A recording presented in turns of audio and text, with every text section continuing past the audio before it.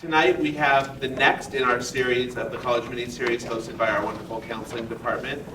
If you came to the previous two, you were able to learn about the application process, the individual essays, and tonight it's financial aid night. I'm going to pass it off to one of our great counselors, Gail Davenport, who will say a little bit more about the evening and our guest speaker. But thank you all for making the trek out to the high school. Hello everyone, my name is Gail Davenport. I'm one of the counselors. Just to kind of give you a snapshot of what's going on in the counseling office right now, we are still meeting with our seniors, talking about college applications, writing recommendation letters, and we're really engulfed in our seniors right now, which is, I think, I can speak for myself, my favorite time of year. It's really exciting to talk about and hear about all the possibilities for the future for all of our students. And so that's been a really fun process.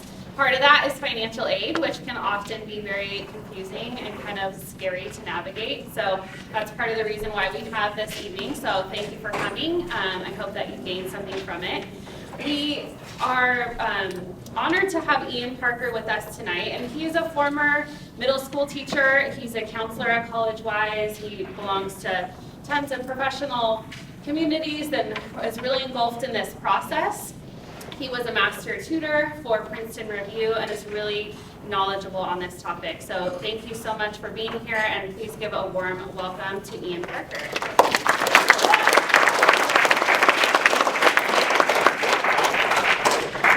Good evening, everybody. Thank you so much for being here. What I find when I do seminars like this, and I do them on all sorts of topics, financial aid, on admissions 101, finding a college fit, things like that. I always find that financial aid night is the most well-attended night, and I've never been able to figure out why. All right, ladies and gentlemen, tonight I'm going to talk to you a little bit about kind of the ins and outs of financial aid, some of the forms you'll have to fill out, what to look for from a college, how to find great financial aid offers, things like that. So I ended up titling this one just financial aid and scholarships. I went a little vanilla with this one. My other two options were how to pay for college without sounding like a kidney, and making sense, C-E-N-T-S, of financial aid.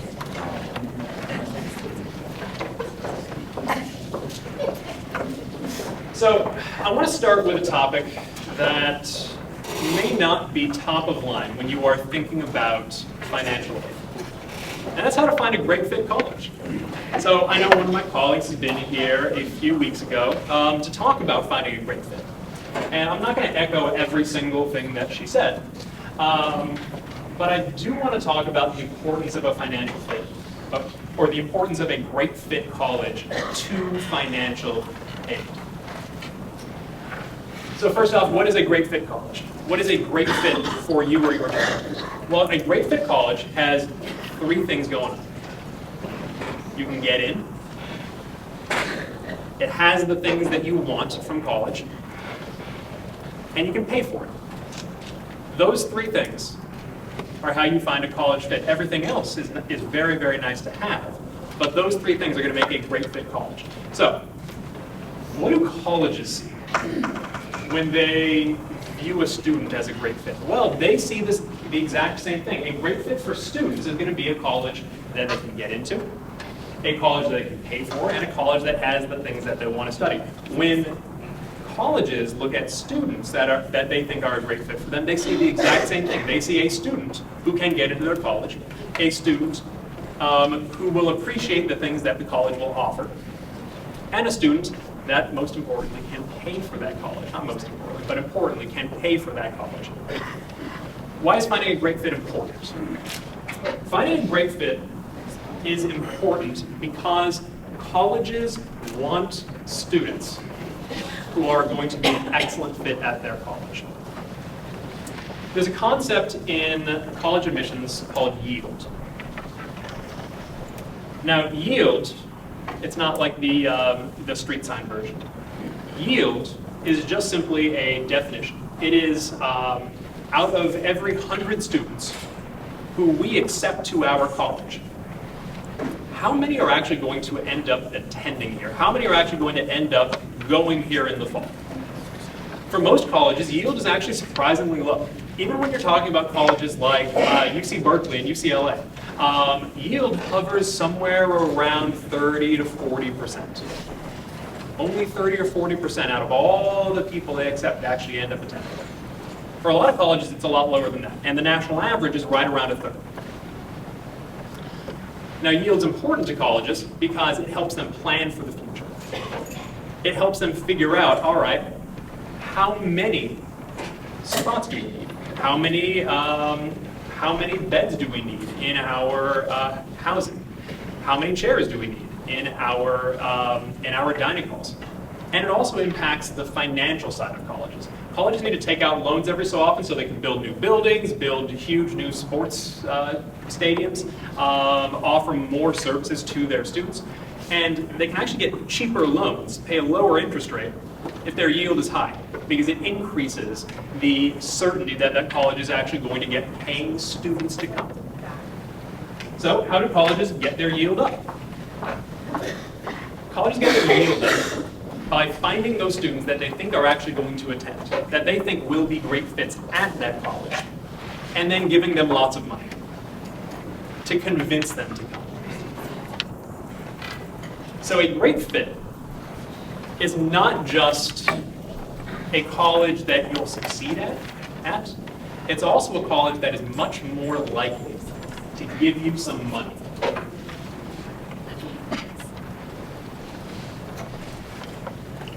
When you are considering your college list, you should be trying to figure out which colleges here are great fits for me.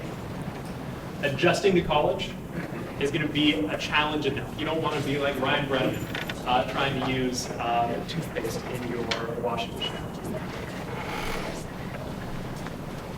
So what does college actually cost? It's surprisingly complicated. There are actually 4 factors that go into what's called the cost of attendance. We call it COA for short. So the cost of attendance is not just tuition. Tuition is part of it. Tuition and fees for most colleges is going to be most of the cost of attendance. And so this is what you are charged directly by the college in order to attend classes. These are things like school fees, athletic fees, tuition itself, things that the college will send you a bill for. But that's not all the cost of going to college. If that were all the cost of going to college, a lot more people would be able to financially afford to go to college.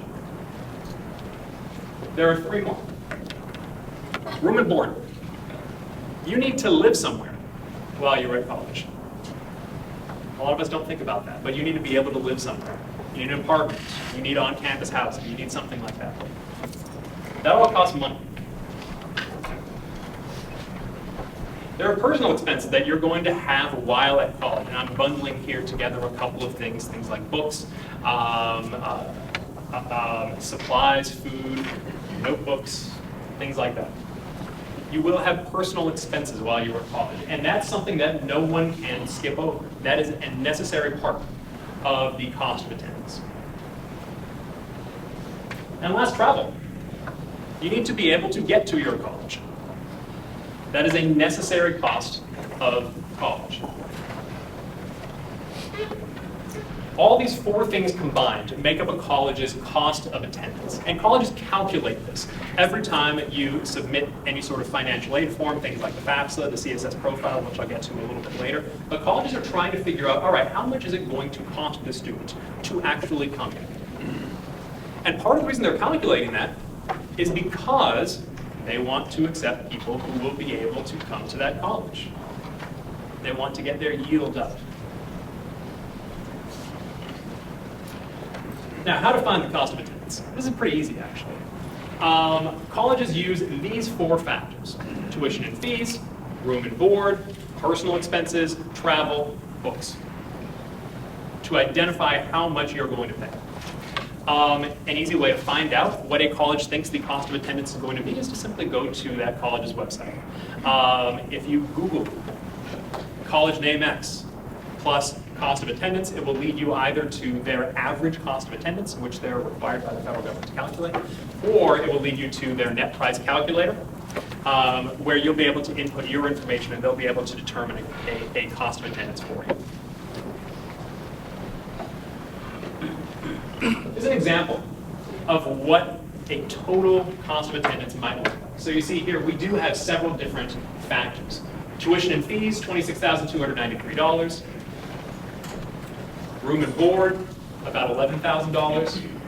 Books, $645. And this would be for someone who does not have to travel far and does not include the cost of personal expenses. So you see here, this final price, $37,000, almost $38,000, is much more expensive than the base tuition. So there are things you have to account for outside of the base cost of tuition as well.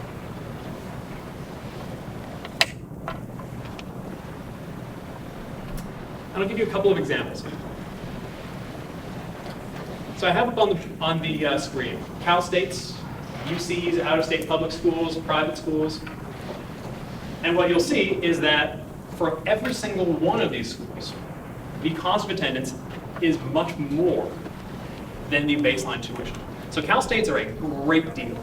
They're an amazing deal. They're going to charge you about $6,800 for tuition. Amazing deal. Does it cost only $6,800 to go to a Cal State? No. Because you need someplace to live, you need food, you need books, you have personal expenses. You need to be able to buy clothes, you need to be able to travel to college. You need to be able to pay for the gas that goes into your car. The cost of attendance is going to be more than the baseline tuition. But you'll see the cost of attendance doesn't increase as quickly as the tuition does. So if we take a look at UC's, they're going to charge a little bit more for tuition. They're going to charge about almost $14,000. The cost of attendance goes up about that same amount. Now you're dealing with about $34,000. And we can see the same thing for out-of-state public schools and private schools, both of which are going to have more expensive tuition, but the cost of attendance does not go up as quickly as the cost of attendance does, or as quickly as the tuition does. We call the cost of attendance the sticker price. This is the total cost for everything that an average person can expect to pay at this college. Now, the cost of attendance does not include scholarships, grants, loans, work study, anything like that. It is the sticker price. And it is very, very, very possible to come away from college not paying the sticker price. Just like if you go to a car dealership, you shouldn't expect to pay the sticker price for that car. The other thing to consider is a particular school's graduation rate. When you look at low-cost schools, oftentimes it's going to seem like a really, really, really good deal. It's good to pay attention to the graduation rate, though, because the cost of attendance is going to be per year.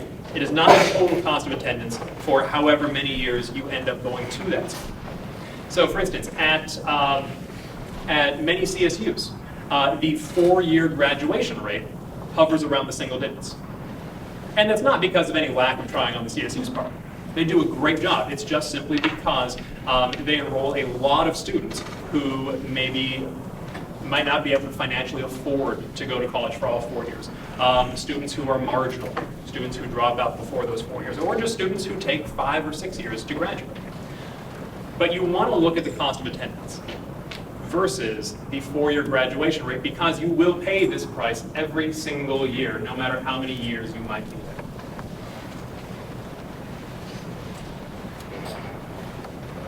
So here's what the financial aid process looks like. I want to start with the financial aid officer's perspective.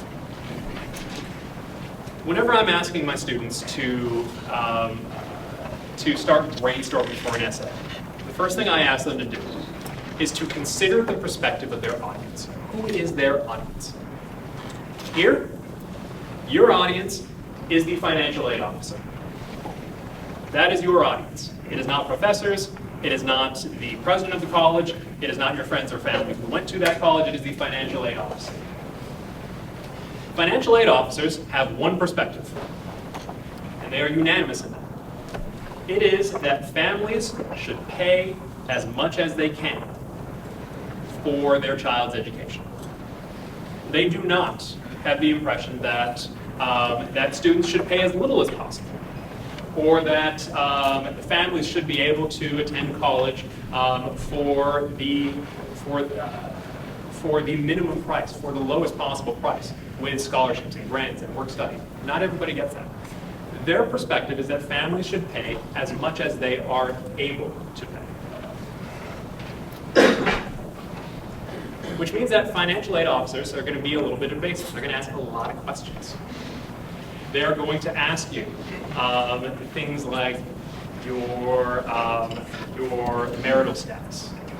They might ask for the value of your home. They might ask for things like that because they want you to pay as much as you can pay. So my advice here, don't be proud, be honest. It is extremely easy to inflate the value of your assets. We all want to believe that our home is worth more than it actually is, and we're going to convince ourselves of that. That's a fact. We all think that our home is more valuable than it actually is. Fight that urge. Go to a government website, a non-commercial website, and find out what the value of your assets is. Be absolutely honest on these financial aid forms, because you're not going to get as much in aid if you overstate the value of your income or your assets. But just like you should not overstate the value of your assets, you should also not exaggerate your income. This is not only kind of gross, it also might backfire. Colleges have very, very, very sophisticated ways of verifying financial information. So my advice, don't be proud. Don't ask for more aid than you actually need. Be honest with your financial aid officer. So now we get to the fun part. The FAFSA. How many of you have started filling out the FAFSA? Hands raised if you've started filling it out. All right, we've got a few people. Okay, congratulations to everyone who raised their hands. Ladies and gentlemen, the FAFSA opened up, what day is today, the 15th? Opened up 14 days ago. 14 days ago. So the FAFSA is available starting from the beginning of October for every year. The FAFSA is the most well-known, the basic financial aid form that you're going to fill out for most colleges out there. Almost everybody is going to want the FAFSA. So what does the FAFSA evaluate? It evaluates four things. The FAFSA asks about your income, the parent's income. It asks about the parent's assets. It asks about the student's income. And it asks about the student's assets. So the FAFSA is going to be much more information than you put down on a IRS 1040 form. That's only going to ask about your income. If you go out and you buy a $10 million hotel, and you have that $10 million asset sitting in your name, you do not have to report to the IRS the value of that hotel. All you have to do is report to the IRS the amount of money that you made from renting out the rooms in that hotel, your income. That's all they care about. They don't care about your assets. Colleges are different. Colleges want to know about that $10 million hotel. And there's a really good reason for that, actually. Because if you wanted to get a whole lot of financial aid, and they didn't ask about assets, all you would have to do is spend all your money, buy this $10 million hotel, and then go to your college and say, I have no more money, I'm sorry, give me aid, please. They do not want you to be able to do that. So colleges are going to ask you about the value of your assets. They will ask you about that $10 million hotel, and they will say, why are you not using the $10 million value of that hotel to pay for your child's education? And I think they have a point. So they will be more invasive. They will ask you about more things. The FAFSA will ask you about what's called the base year. So the base year is the year in which you are, the year before you are applying for aid. So this is the year 2019. If you are a senior or if you have a child who is a senior, that child will start going to school in probably the fall of 2020. The FAFSA is going to want to know about your income for 2018. So, almost everybody has filed taxes for the year 2018. This information should be readily available. The FAFSA actually makes it really, really easy to upload your IRS information into the FAFSA. They have an IRS data link tool that will automatically hook up to the IRS and import all of your information. They make it really, really easy, and then you just have to answer a few more questions. So that is your base year, the year before you are applying for aid, because that's the last full tax year that you have. The FAFSA will also determine what's called the expected family contribution, the EFC for short. So the EFC and COA are going to work together in an equation I'll show you a little bit later on. Your expected family contribution is the amount that the federal government expects you to be able to pay towards your child's education. How much money can you afford every year for your child? This does not mean that you will get aid equivalent to everything except for your expected family contribution. All it means is that this is the amount that the federal government has determined that you can reasonably be asked to pay. Need is different from the expected family contribution. Need is everything that remains. So if you take your total cost of attendance, and then you take your expected family contribution and subtract your contribution from the total cost of attendance, what remains is the amount of need that you have. So there are 5 things to know about the FAFSA. First, you should be filling out the FAFSA sometime between October 1st and March 1st of your senior year, or of your child's senior year. This does not mean that it is 100% okay and just as good to submit a FAFSA on February 28th. Generally with the FAFSA, earlier is better. The reason for that is because a lot of colleges are going to have deadlines for the FAFSA that are in advance of that March 1st deadline. And the earlier you apply for aid, the more aid a school might still have. Schools do run out of aid. They have a budget for it. And typically they will not go beyond that budget. Which FAFSA do you fill out? Right now, if you go to FAFSA, there are a couple of options. You want the one that says 2020/2021 if your child is a senior. You want the one that correlates with the year that your child will begin attending school. The one that correlates with the year that you expect to need financial aid. So if there's an option right now for 2019-2020, do not click on that one. That is not the correct one. That is for students going to school in 2019. You want 2020. You do need to complete your tax returns in order to accurately fill out the FAFSA. This should be pretty easy for most folks.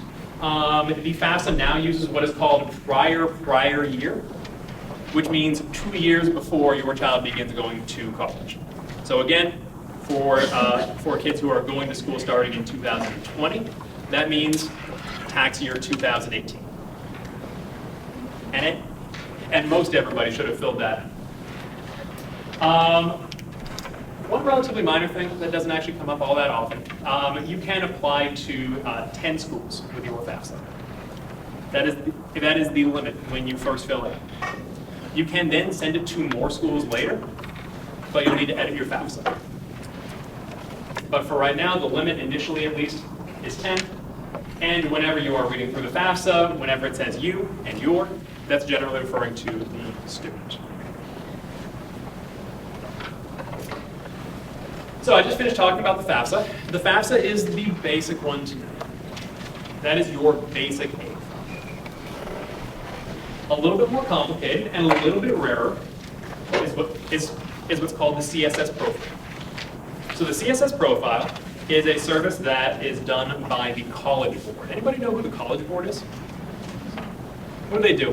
What are they most famous for? The SAT, absolutely. Yeah, the College Board is the company that owns the SAT. This is another of their products, the CSS Profile. So the CSS Profile is different from the FAFSA. It is a different service.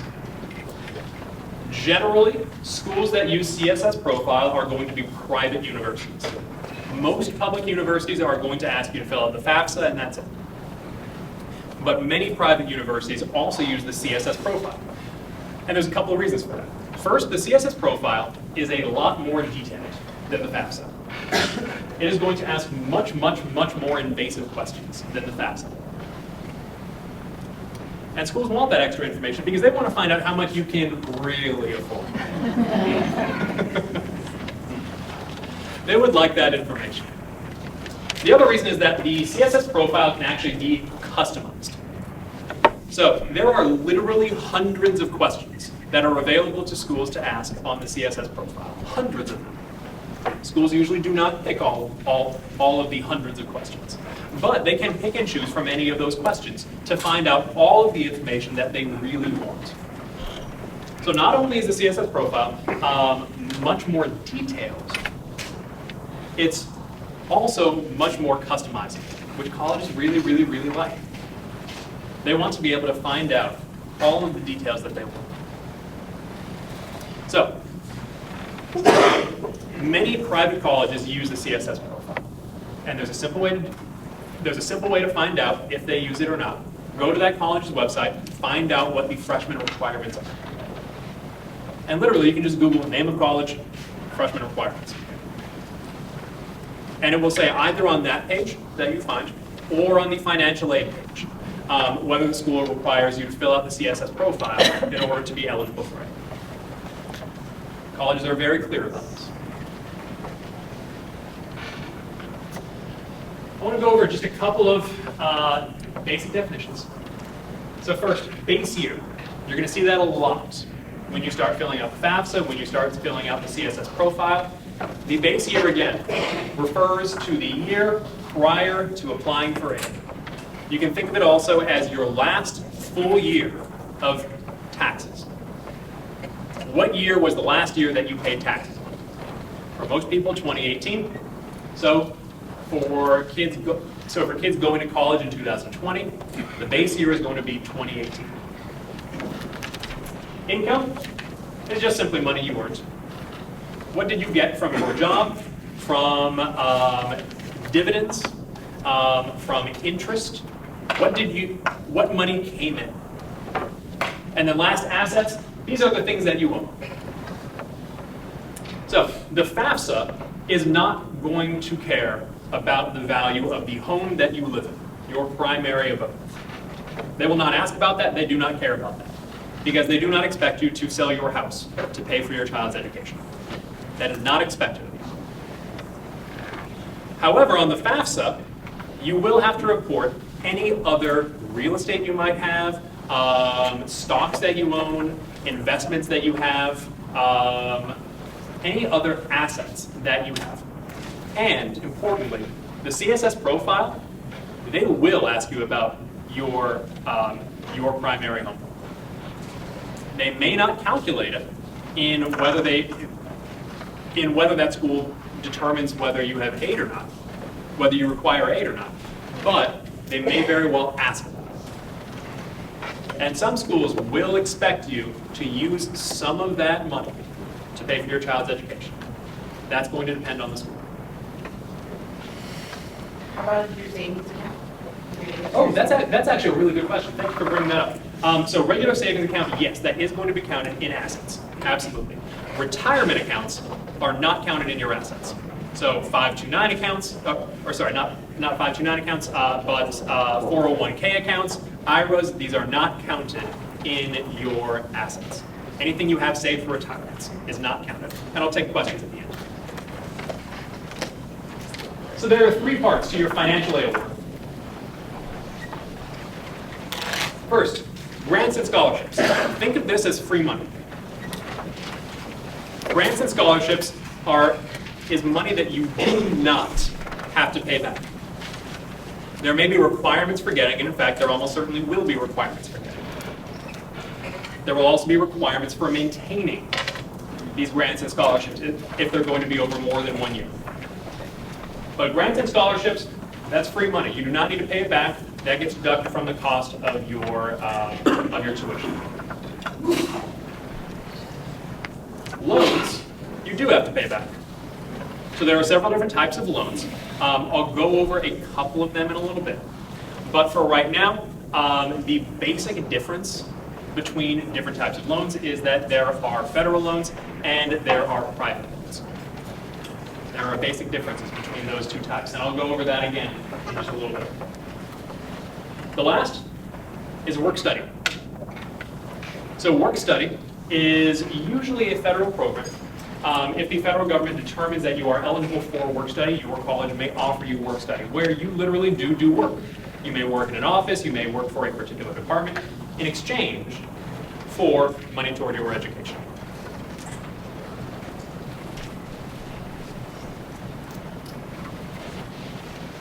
I know that a lot of you are probably very interested in merit scholarships. So merit scholarships are scholarships that are not need-based, but are given out for a particular reason. And there's a couple of different types of merit scholarships.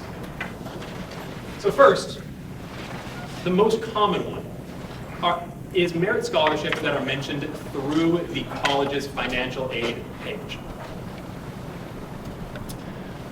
Those merit scholarships oftentimes are going to be very selective, have very high requirements, have very high GPA, testing requirements, things like that, usually well above what the college itself will find typical of its incoming freshman class. Those ones, typically you're going to have to apply for if they're mentioned on the financial aid page, unless they're automatically considered for every single freshman applicant. And the school will tell you whether they automatically consider every applicant for merit scholarships. But the other type is money for academically appealing students. So this is a little bit rarer, but if a college really wants you there, they have a way to get you there. They have a way to convince you to come. And that is through merit. Whether or not you satisfy their criteria for a typical merit award. So there's actually a really good story about this. Back in the 1990s, I'll take USC as an example. USC was not considered a top-tier university in the 1990s. Parents, you probably know this very well. USC was the place where if you had enough money to go, you could go there. That was USC. That's why they called it, or that's why the nickname came up, the University of Spoiled Children. Because typically if you had enough money to go, you could go. USC did not like this situation. They did not appreciate being referred to as the University of Spoiled Children. I can understand that. And so they decided that they were going to change this. So they used that second category, money for academically appealing students, to attract students with high GPAs, high test scores, and within 5 years they completely turned around their image, and all of a sudden they were a very selective school. And they remain that way today. You're not going to hear University of Spoiled Children very much anymore. It's not particularly active. The other component to a financial aid package might be outside scholarships. So outside scholarships are kind of a double-edged sword. They are available. There are many of them. They're relatively easy to apply to, at least most of them. But they have some drawbacks. So outside scholarships, a lot of times they're going to have a lot of competition for that scholarship. If there's free money floating around, you can pretty well expect that a lot of people are going to try to grab it. So your chance of getting any individual outside scholarship is probably low. So typically my advice for families who are going to spend some time looking for outside scholarships is to A, use a reputable search site. So places like fastweb.com or scholarships.com are usually pretty good. And then B, to pick 10 or 20 at most. Apply to those and then call it quits after that. And if they get $1,000 after applying to those 10 or 20 colleges, they should consider that a bonus. That should be considered great. Because again, there is a lot of competition for these. And so I usually tell families it is not worth it to apply to 100 outside scholarships because you will be spending all your time doing that and not enough time probably writing your essays. So outside scholarships, they can be good, they help, but If you win any, expect to get maybe a few $100s, maybe $1,000, if that. And out of every 20, maybe expect to actually get at least one. So if you're applying to them, apply to the ones that you are particularly well suited for. A few definitions for you. These are just kind of the ones that I thought would be the most helpful here. There's a lot of definitions in financial aid. There's a lot of acronyms. But I want to talk about demonstrated need first. So I talked about the difference between the cost of attendance and your expected family contribution. What remains is your demonstrated need. There are a few colleges, about 20 or 25, I believe, that will meet 100% of full demonstrated need for all applicants. Those are unicorns. Most of them are Ivy League schools or near Ivy League. So for instance, Stanford meets 100% of financial need. Harvard does, Yale does. Some very selective schools do this. Your expected family contribution, that's the one that is calculated using FAFSA. So remember, this is going to take all of your income information, all of your asset information, and it's going to jumble it about and turn it into, your family can expect to pay $8,000 for college. Or your family should be expected to pay this amount for college. What remains after your expected family contribution, that is your demonstrated need. And last, need blind admission. There are some colleges that do not consider whether a student can actually afford to come to that school when deciding whether to admit them. And that's great. I don't think anyone's financial need should figure into whether a college accepts them or not. I don't think that's fair, but that's also not the world that we live in. Most colleges are going, at least in some cases, to consider whether a student can afford to pay full price. And they may give priority to students who can pay full price. Some schools, however, practice need blind admission where they do not consider this. And this seems like a great thing, but it also has a drawback. Just because a school does not consider whether you can afford to go there or not, does not mean that they will offer you aid to get you all the way there. That does not mean that they will be 100% meeting your demonstrated need. So, if you are applying to a college that practices need blind admission, that is fantastic, but make sure to take a look at the financial aid award that they are giving you if you get an acceptance from that college. So there is some danger there, and you do need to be careful about that. How do colleges calculate your net price? I briefly went over that. It is your total cost of attendance. So remember, that includes those four figures, your room and board, tuition and fees, travel and personal expenses, and books. Subtracted from your merit or gift aid received, this is your net price. So the net price is all of the cost of attendance minus your merit aid, finally concluding with your net price. The net price is not the same as your expected family contribution. They are not the same thing. So let's take a look at a couple of cases.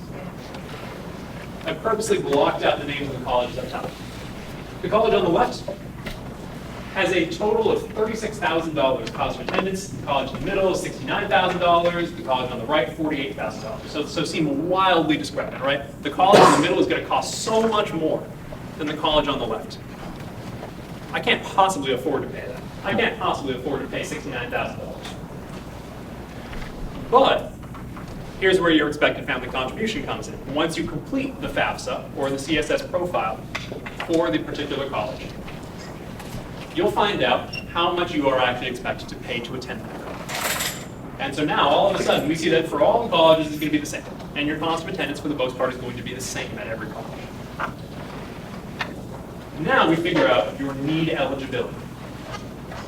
So for the college on the left, we see that as $16,000. That is what remains between the $20,000 and the $36,000. For the college in the middle, $47,000. For the college on the right, $28,000. And if we go down the list, we see all the different ways that they are meeting this need. The college on the left will give you $1,000 in gift aid.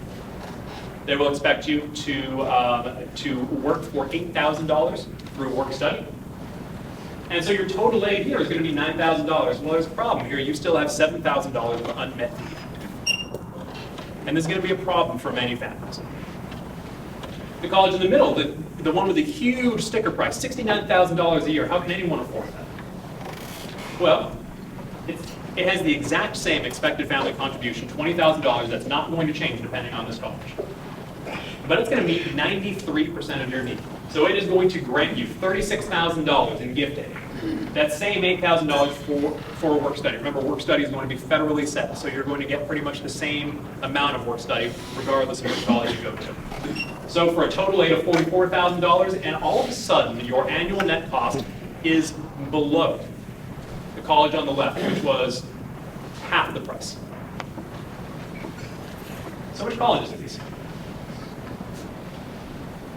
College on the left is UCSB. Just because they are part of the University of California does not necessarily mean that you can automatically afford to go there. The UCs will grant some aid. They will try to help, and they do a great job of trying to help out there. But they're not going to meet full demonstrated need for every applicant. The college in the middle, Chapman. So Chapman is not a college that meets 100% of demonstrated need, but they try to come pretty close. And we can see, given this particular situation, the cost of attending Chapman University for this particular student is going to actually be less than the cost of a UC. And that is not going to be the case for everyone. It is not going to be the case for every student. But just because it is a private college does not necessarily mean that your net cost will be higher. Same thing with out-of-state students. The college on the right was Alabama. After all of the merit aid, or not merit aid, I'm sorry, after all of the gift aid, it comes out to the same price as the UC. If we take a look at a low-need case, the situation is going to be a little bit different. Again, the college on the left, $36,000 cost of attendance, $69,000, $48,000, et cetera, et cetera, et cetera. All of this is the same except for the expected family contribution. The expected family contribution here is $45,000. So with an expected family contribution of $45,000, well, hey, all of a sudden, you're not going to get any need met from the UC. You might get a little bit from Chapman. You might get a little bit from the University of Alabama. And all of a sudden, for a low-need case, now the UC is going to be cheaper than the private school or the out-of-state school.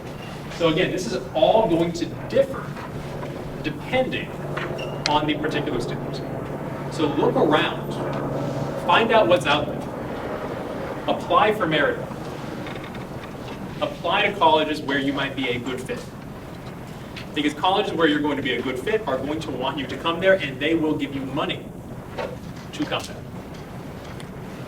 The expected family contribution is constant. The expected family contribution is going to be the same for every school, for the most part. This may differ because the CSS profile is different. No, but for the FAFSA. For the FAFSA, yes. So some scholarship resources. You can go to the college's own website. That's going to be your best source for merit aid. They will list their merit aid awards on their financial aid website. You can look at honors programs, local organizations. A lot of times companies sponsor students to go to college. If you work at a company that offers something like that, your child might be able to get a little bit of help from your company. That's relatively common. High school, career, or college offices. Counseling offices have so many resources that go underutilized. Visit your counseling office. Find out what they have for you. They want to help you. You can go to these websites, scholarships.com, fastweb.com, scholarly.com, raise.me. These are going to be websites that have information on outside scholarships. And again, outside scholarships may not necessarily be the most efficient route toward paying for college, but they can certainly help. Which leads me to one of my favorite little categories here, the Western Undergraduate Exchange. If you are looking for a way to pay for an out-of-state school, woo-wee. Yes, that's right, woo-wee. It comes from the sound that kids make as soon as they realize how much money a woo-wee scholarship is going to cost. Woo-wee! That's where it comes from. But really it stands for the Western Undergraduate Exchange. Essentially what this is, it is an agreement between many Western state higher education institutions to offer tuition at 150% of in-state cost to certain qualified students. This does not mean every student for every major. It means some qualified students for some majors. And that's going to differ depending on the particular college. So for instance, a college may offer a certain WUI scholarship to students that are getting above a 3.0. It may offer a more generous WUI package for students getting above a 3.4. So here I'm thinking specifically of colleges like Washington State University. So Washington State has actually a really, really good deal. If you have above a 3.0 unweighted GPA, they will give you $7,500 every single year as long as you maintain certain standards while you're there. If you have above a 3.4 unweighted GPA, they will give you $11,000 every single year you are there. It's a lot of money. There are students that are going to Washington State for much less money than a UC. How do you research this? Well, every college is going to have different requirements for their WUI scholarship. They may not offer it for every single major. For instance, Arizona State has limited majors that they will offer WUI for. My favorite one is mining technology. They will give you a WUI scholarship if you plan on majoring in mining technology. However, the way to research this is just simply to use my favorite tool, Google. That's what I really like to do. You can Google WUI, W-U-E, plus name of college, and that will bring you to that college's WUI website. So these are colleges that are going to be in generally the western half of the United States. Places like Montana, Utah, Colorado, places like that. And again, not every school, not every major, not every student. But it's a really, really, really cool resource. I have some hidden gems for you. First, Cornell College. This is not the one in New York. No one gets into the one in New York. This is the one in Iowa. Cornell College is great. If you are a fan of the block system, they have that for their colleges. It's pretty rare among colleges. If you get a 3.5 unweighted GPA and a 25 on your ACT, they will give you $22,000 a year. It is a great deal. Not only that, it is a beautiful college. So this campus is listed on the Register of National Historic Sites. It's really cool there. The average class size is 16 people. Oh my God. And the way that students celebrate their first home basketball victory is by filling the court with toilet paper. It's very fun. Southern Utah. This is a member of the Western Undergraduate Exchange. And they will prove it with their 8 awards. A 3.0 unweighted GPA at 23 ACT will get you $10,000 every single year, as long as you maintain certain standards while you are there. You can become a resident after 1 year, and this is actually pretty rare among colleges. As you can imagine, colleges do not like to give away money for no reason. They like to keep that money to themselves. So most colleges will not allow you to become a resident if you are attending that college. So for instance, if you go to University of Colorado Boulder and you are there for 3 years, normally that will be enough to establish residency? No, not for Boulder. However, Southern Utah, yes, you can establish residency after 1 year and pay much less. The in-state cost there is $20,000. That is the cost of it. There are 90 minutes for Bryce Canyon and 60 minutes from Zion. There is all sorts of winter sports going on there. It's fantastic. Illinois Institute of Technology, it is really, really, really close to Chicago. The average scholarship for families making over $135,000 per year is $27,000. So, this is great for families that have a pretty good income. If you have a 3.7 unweighted GPA, if you have a 25 ACT, you will get $10,000 a year from them, no questions asked. They have really cool stuff. They have artificial intelligence. You can help create the robot that will take over the world. And companies hire grads from all over the place. Ursinus has a super high rate of acceptance to medical schools. They are just outside of Philadelphia. They've been around for a very, very, very long time. It is beautiful there. Philadelphia has amazing hospitals where you can score internships, where you can shadow doctors, where you can volunteer if you are planning on medical school. Their average class size is less than 20 students, and they offer all sorts of different scholarships, sometimes for as much as $33,000 a year. You can stack scholarships here, which means that you can stack outside scholarships until they are more than your cost of attendance. And one of my favorites, this is a local option, Occidental. This is a really cool school. A bunch of their students go on to grad school. They have really, really great success there. They meet 100% of demonstrated need. They will take your cost of attendance and they will subtract your expected family contribution from that, and they will give you enough money for everything else.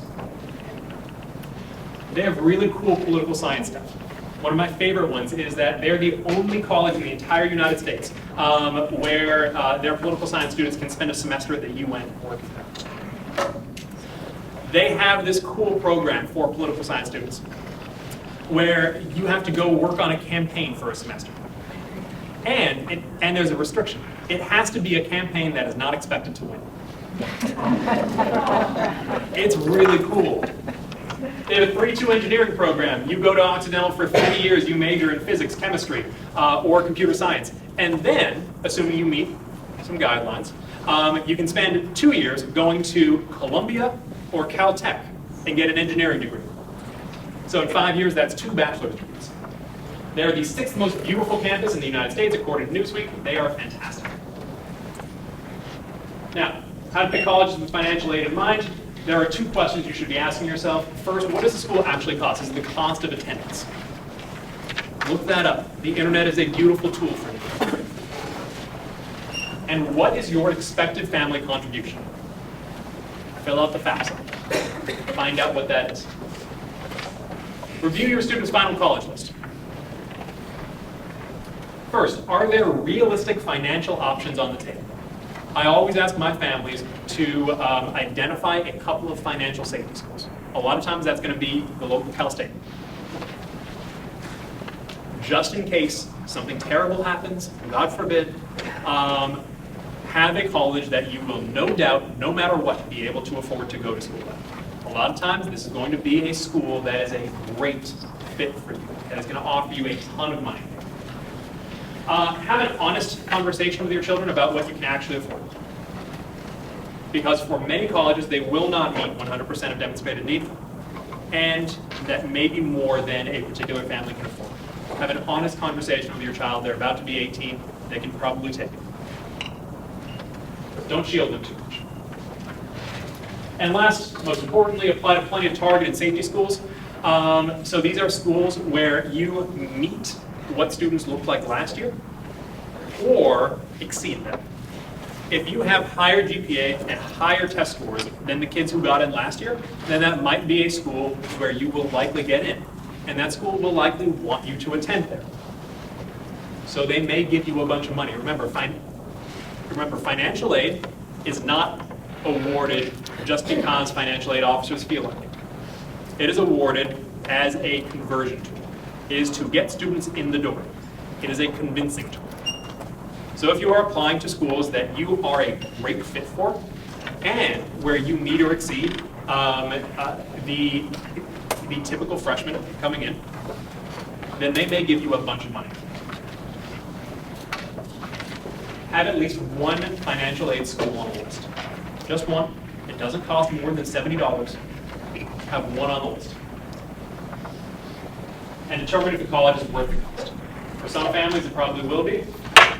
But for some families, it may not be, because just because a college is more expensive does not mean that it is a better college. There are amazing colleges out there that don't cost very much money. Look around, see what you can afford, and see what amazing colleges there are that you will be able to attend. So start saving for college as soon as possible. Generally, yeah, it's a little late for that. Apply to at least one school where you'll be in the top 10% of their incoming freshmen. That's the way to get money. File the FAFSA, you can do that now. Not right now. Don't pull out your phones and fill it out right now. But when you get home, fill out the FAFSA. Apply for outside scholarships if you determine that is worth the effort. And for some families it is. And last, avoid private loans whenever possible. There's a very, very good reason for this because private loans are going to have a very high interest rate. I think right now it's 7% for private loans, something like that, 7.5%. Yeah. They will have very, very high interest rates. Importantly, ladies and gentlemen, educational loans cannot be dissolved in bankruptcy. Just a couple of FAQs before I finish up. These are questions that I get a lot. Will financial aid remain the same all 4 years? For some students it will. For some students it will not. So occasionally colleges will like to pull a trick where they give you a whole bunch of money in the first year and really reduce the cost of that freshman year and then pull back a little bit in the remaining 3 years. So make sure to take a close look at your financial aid offer. Second, you may need to fulfill some obligations in order to keep that scholarship.